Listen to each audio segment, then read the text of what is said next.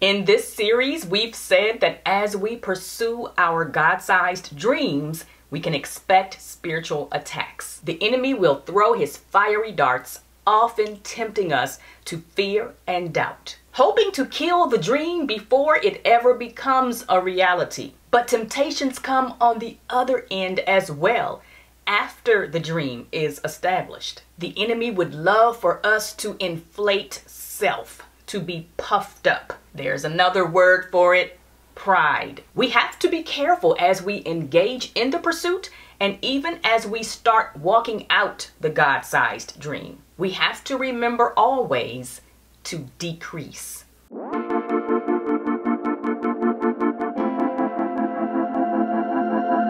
When self is elevated, when it becomes about us, it's no longer about the glory of God. What a mess for God to establish his purpose through us, and then we make it about us. The Christian life is about dying to self so Christ can be glorified in and through us. That requires a walk of humility.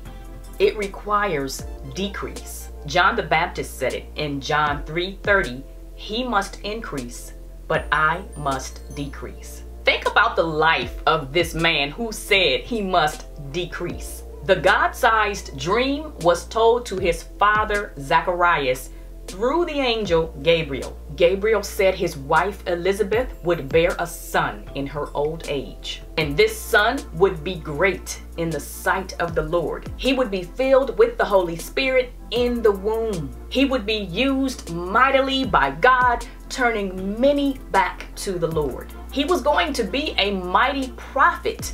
Israel hadn't seen a prophet in more than 400 years. Imagine God calling you to do something that he hadn't called anyone to do in 400 years. And this particular calling, to be a forerunner, to pave the way for Christ, this was his ministry alone. Lots of opportunity for ego to inflate. And God indeed established the ministry of John the Baptist. People were coming from all over to be baptized by him. But John did not get confused about his purpose. Listen to this exchange, John 1:19 through 22.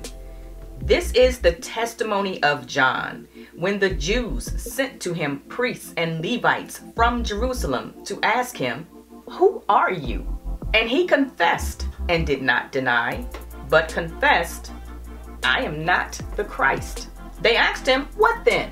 Are you Elijah?' And he said, 'I am not.' 'Are you the prophet?' And he answered, 'No.' Then they said to him, 'Who are you? So that we may give an answer to those who sent us. What do you say about yourself?' John could have said, 'Well, it started with the angel Gabriel. You know, the one who gave the prophecy to Daniel. Here's the prophecy he gave about me and my ministry.' No, here's what John said, verse 23. He said, 'I am a voice of one crying in the wilderness, make straight the way of the Lord, as Isaiah the prophet said.' I'm just a voice."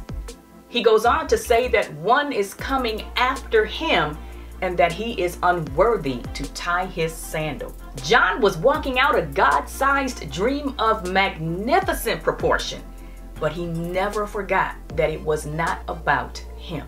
What a model for us. As we pursue our God-sized dreams, we have to remember that it's not about us.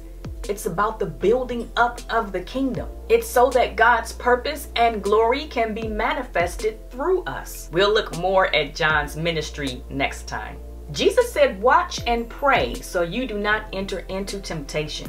Let me know in the comments, as you pursue your God-sized dream, do you watch for temptations to elevate self and pray for protection against it? Thank you for subscribing and for sharing. I can't believe we are this far into this journey. It's been such a blessing.